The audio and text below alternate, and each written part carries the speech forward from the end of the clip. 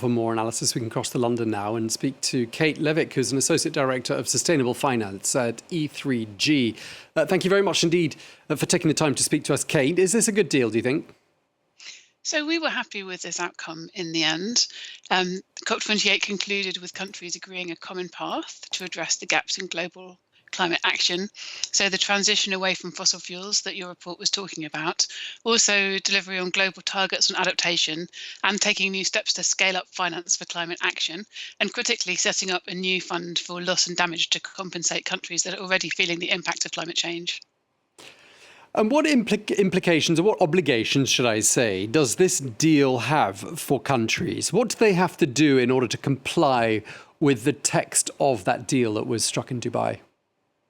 So the UNFCCC negotiations are marked by the fact that to get these texts through, it's important to achieve consensus across all the countries taking part, which is essentially all of the different countries in the world.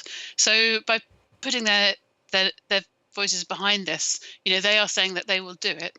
The Paris Agreement works on a kind of both a bottom-up and top-down principle. So the top-level targets, the achieving sort of climate neutrality by mid-century and getting those emissions down to zero, that's legally binding. How countries will achieve that can be different for different countries. And so what we'll be looking to next is for each country to upgrade the individual national commitments that it's made. We have a new round of national commitments due by 2025, and we'll be looking very closely to see if the countries really will be upgrading their national commitments and national plans in line with what they agreed here in COP. Lots of countries and lots of organisations sounding pretty angry about that deal. Well, they sounded angrier before the deal was struck, before those key sentences were worked into the deal, but they're still sounding disappointed. They think it should have been a much more far-reaching deal. Do you think their anger is justified? So there are always compromises when it comes to these COP outcomes. I think given the conditions that we went in with, this was a fairly good outcome, but obviously there are many countries who would have liked it to go further. We saw a great deal of debate about the language on fossil fuels in those final days and hours around the language of phase out, phase down, and ending up with this language of transition away from. Some countries pushed back at the very last minute, and that's why we got to the text that we got to. In the end, an overwhelming majority of countries, including countries that get referred to as the high ambition coalition, sort of overcame the smaller number of countries, chiefly the oil producing countries that pushed back, and that's where the text we got to. But immediately after that text was agreed, we saw a very powerful speech from Samoa, which got a standing ovation in the hall, really pointing out that for low-lying countries, small island states, this is an existential issue, and they would have liked to see much more.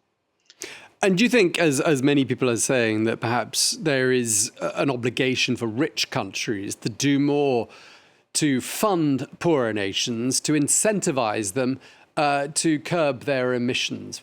Does this deal address that at all?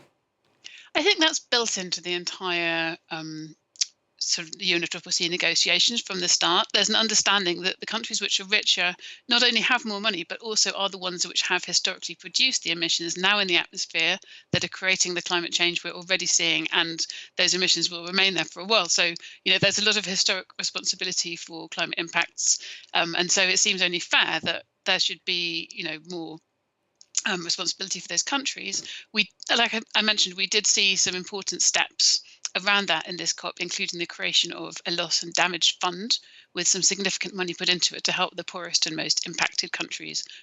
What we also saw was the COP recognising that in other forums this year, including the June summit held by President Macron in Paris, and also the IMF meetings in the spring and the autumn, there's been a big international discussion about big financial reforms to help mobilise huge finance at scale to transition the global economy. And we saw references to that also coming in the final COP text.